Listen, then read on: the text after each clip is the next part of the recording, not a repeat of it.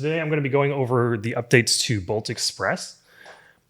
So this is a pretty sizable update we have for our open source framework for building Adobe Express add-ons. So this was made possible by the Adobe Fund for Design. So really happy to go through these updates with you. And if you're new to Bolt Express, kind of go through the basics as well on getting started. So if you don't know me, I'm Justin Taylor. I run Hyper Brew. We automate the boring so that you can create the amazing. We build custom plugins for Adobe Creative Cloud for our clients. This is us at Adobe Max last year. We build all sorts of applications from desktop apps that interact with different host apps in different capacities to intelligent edit assistants for apps like Premiere Pro, to template version generators for After Effects, Photoshop, and beyond. Basically, if our clients can't find a tool off the shelf, we can build a custom solution for them.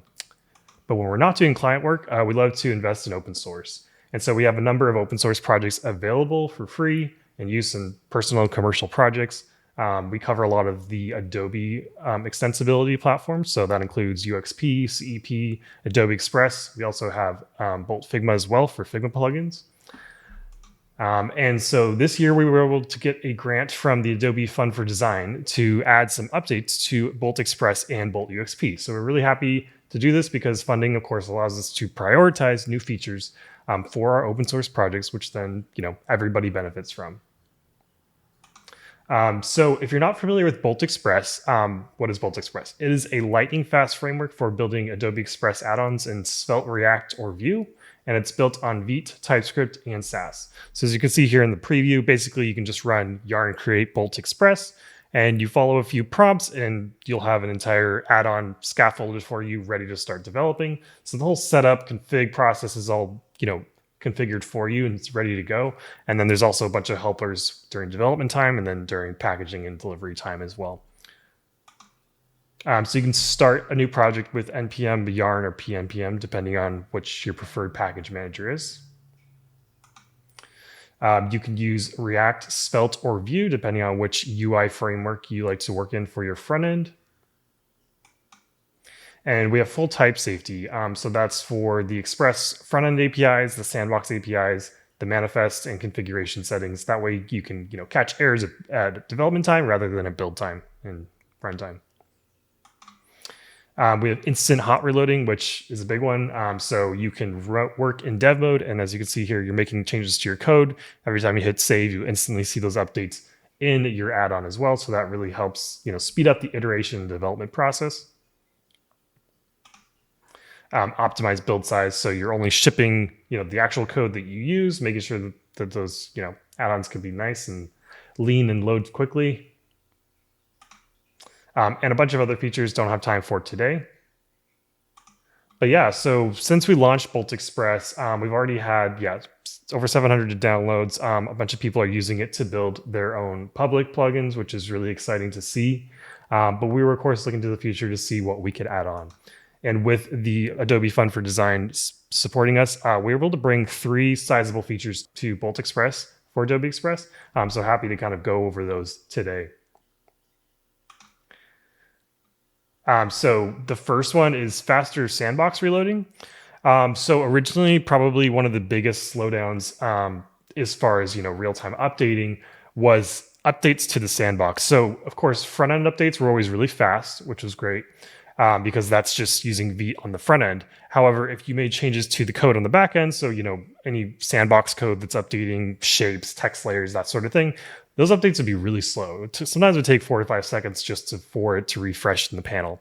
So that was something we were looking to solve in this update. So what we ended up doing was building our own a connector to Adobe Express instead of using the default NPM package provided by Adobe. And by doing that, we're able to cut that load time down to basically instantly. So you can see that updates to the front end are now just as fast as updates to the back end. So that was a big one. And then kind of hinging on that one is full browser support as well.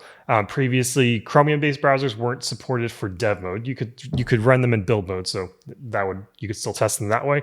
But having that dev mode where you have that super fast hot reloading is really crucial for testing. And I mean, let's face it, we're all building Express add-ons in all of the browsers, right? Because it runs in the browser, so we need to test in different platforms. So having that full compatibility is really important. So building our own Express connector for Bolt Express allowed us to then work around some of the limitations with SSL certs. So with that, we're able to bring, support for both dev and build mode in all the browsers. So you don't have to worry about that. And then testing across different browsers is easier than ever. And then the third feature we added was two-way event dispatching, type safe, I should say, two-way event dispatching. So previously, Bolt Express only provided type safety for front-end to Sandbox messaging, which covers most of the use cases. You click a button and then you call a function on the back end to then change a layer or add a shape or whatever. But now we've added type safety for Sandbox to front-end messaging as well. So things for listening to events and that sort of thing. We now have type safe routes and code samples for that. So essentially you can define, a function in the front end code to say listen for a selection change. And then on the back end, you can hook into an event. And then whenever that event is triggered, now it can trigger some code in your front end. So that covers a lot more use cases for people depending on what it is they're building. So now, we have type safe communication both directions, from the front end to the sandbox and from the sandbox to the front end. So that covers the three new features that we have in Bolt Express: two-way events dispatching, faster sandbox reloading, full browser support. If you want to get started today, Bolt Express is free and open source. Head over to hyperbrew.co/Bolt Express, or you can start in the console with yarn create Bolt Express. And if you build something with Bolt Express, let us know. We like to feature projects on our website and our socials and stuff and see what people are building.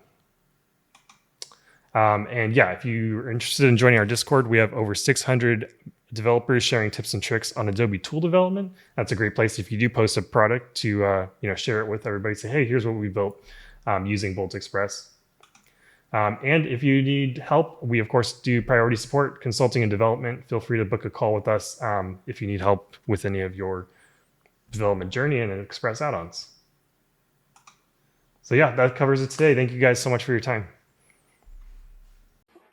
Wow, awesome! Yeah, great work, Justin.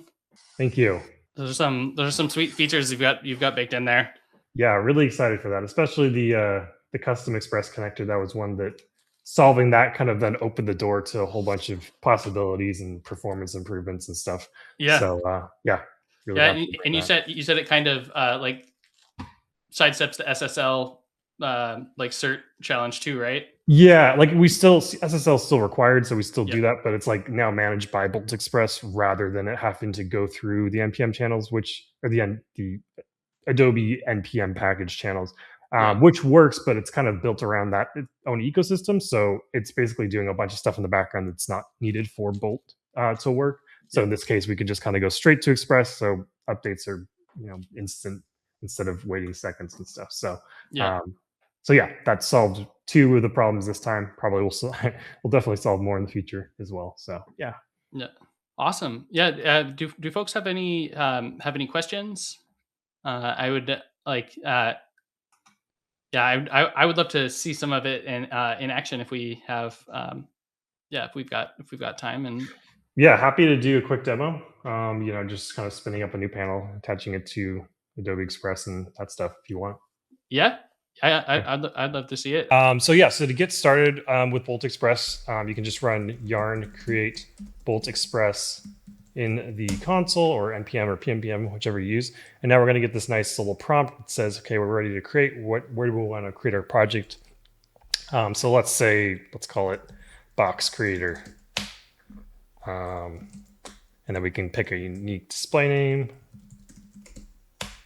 And then add a unique ID. And then we can pick our framework, Svelte Reactor View. I'm going to use Svelte. Yes, I want to install dependencies, and then definitely keep code samples the first time you do this. If you want to exclude them in the future, you can, but it helps know where everything should be. All right, so it's going to be installing dependencies for us. And then that's done. And now it says, okay, so we can cd into box creator and then run yarn build. So that's going to do the initial build. And then I'm also going to just run code period. That's just going to open a new VS Code window in that directory.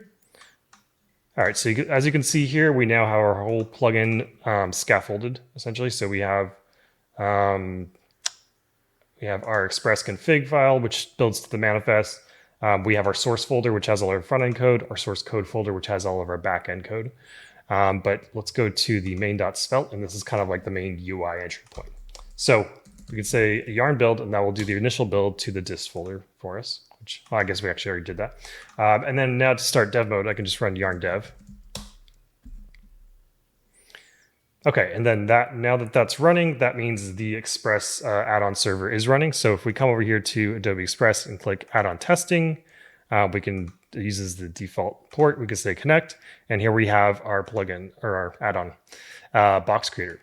So now this is all loaded up. So we have our buttons, our UI and everything. So let's go ahead and see HMR in action. So if I come here to the button, let's fix this typo here. Cool, so that I hit save, updates instantly. I want to add a bunch more buttons. That'll update instantly. And then say we come in here and we want to make this a little more accurate. So I'll say create box. Okay, so that's going to then be calling this hello world function. And then if we see sandbox.createBox, we can jump to that. So now we're in our source code section, which is the Sandbox code essentially. And this is the code for that. And then now again, with this update, we have really fast backend code updating. So we see here we're creating a box that's 850 pixels wide. So if I want to change that to 50 pixels wide, hit save, that's instantly going to refresh. And now our boxes are smaller. So yeah, so just speeds up the entire development process, start to finish, and makes iteration testing that much faster. So that is all you need to get up and running and started with Bolt Express. How could we see some of the like added type safety? Yeah, so if we come in here, right, if we say create box and say I accidentally passed in a string, right, then it's going to give us an error here and say, argument of string is not the type of number. And so that's two different environments, right? We have the front end and the back end. And a lot of times with that, you lose that type safety. But here we have that fully compatible. So we know that what we're calling is going to work there as well. And then here we can see we have a function. This is an example of, I'm triggering an event for selection change. This is the new two-way type safety. So the original was the one we had in the original version of Bolt Express. Now we have this. So each time this editor selection changes, it's going to call this function, which we can hit F12 and jump to here. So this is going to be in the UI APIs folder. So each time that happens, we'll get a console log selection change, right? But yeah, you can see here, if we come into UI APIs, we have this function, and then if we want to add another one, selection change second, then we could just add this here, right? And then now in our code TS, we also get that updated type safety as well. So I can say UI APIs dot selection change second. And then if we wanted to, of course, have parameters and whatnot, say, this is a special string. And then now we get a code error here, right? So we can pass that in here. So yeah, and I'm testing this in Brave right now, which is Chromium-Based. So again, this was not compatible before in the first version of Bolt Express, but now it is. So we can use all the browsers, Safari, Firefox, Chrome, Edge. So yeah, look forward to getting this out into the world. If you build projects with Bolt Express, definitely let us know. I would like to feature them on the website and stuff. And if you have new feature requests or feedback, hit us up in Discord or GitHub. So yeah. Awesome. Yeah. Thanks, Justin. Yeah. I'll definitely be a user. Awesome. Yeah. I think the fragmentation of the different environments definitely is one of the challenging parts about add-ons. And this addresses some of those main points of friction. Yeah. Thank you, Justin. Awesome. Thank you guys.